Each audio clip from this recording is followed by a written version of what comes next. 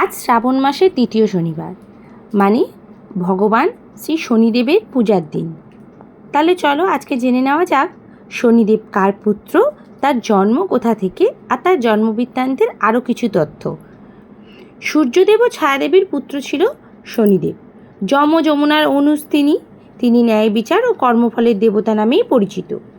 সূর্যপত্নী শারণ্যু সূর্যের তীব্রতা সহ্য করতে না পেরে তপস্যা করতে চলে যান এবং তার সন্তানদের দেখাশুনো করতে তার মতন দেখতে একটি ছায়া সৃষ্টি করে যান। সূর্যদেব ছায়াকেই নিজ পত্নী স্বীকার করেন ও সেই ছায়া ও সূর্যদেবের পুত্রই হিসাবে জন্মগ্রহণ করেন শনিদেব। শনিদেব গর্ভে থাকার সময় ছায়াদেবী তপস্যারত হন।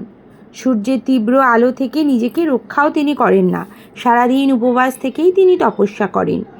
এই তপস্যা ও সূর্যের আলোর প্রভাবে শনিদেবের গায়ের রং হয় কালো। শনিদেবের গায়ের রং কালো বলে সূর্যদেব তাকে পুত্র হিসাবে স্বীকার করেন না ও ছায়াদেবীর ওপর অবিশ্বাস তৈরি করেন। বাবার এই অবহেলায় ও মায়ের প্রতি বাবার এই অসহ্যতায় শনিদেব হয়ে যান ভীষণ রুষ্ট। তিনি সূর্যদেবের দিকে তার বক্রদৃষ্টি নিক্ষেপ করেন। এই কুদৃষ্টি বা বক্রদৃষ্টির ফলে সূর্যদেবের লাগে গ্রহণ। তখন সৃষ্টি হয়ে যায় অচল। সেই থেকে বাঁচতে মহাদেব সূর্যদেবকে এসে শনিদেবের সমস্ত কাহিনী তাকে বলেন। সেই শুনে সূর্যদেব খুবই দুঃখ অনুভব করেন এবং শনিদেবের কাছে ক্ষমা প্রার্থনা করেন। শনিদেব অবশ্যই তার পিতাকে ক্ষমা করে দেন। পিতা ও পুত্রের সম্পর্ক ঠিক হয় এবং তাদের মিলন ঘটে।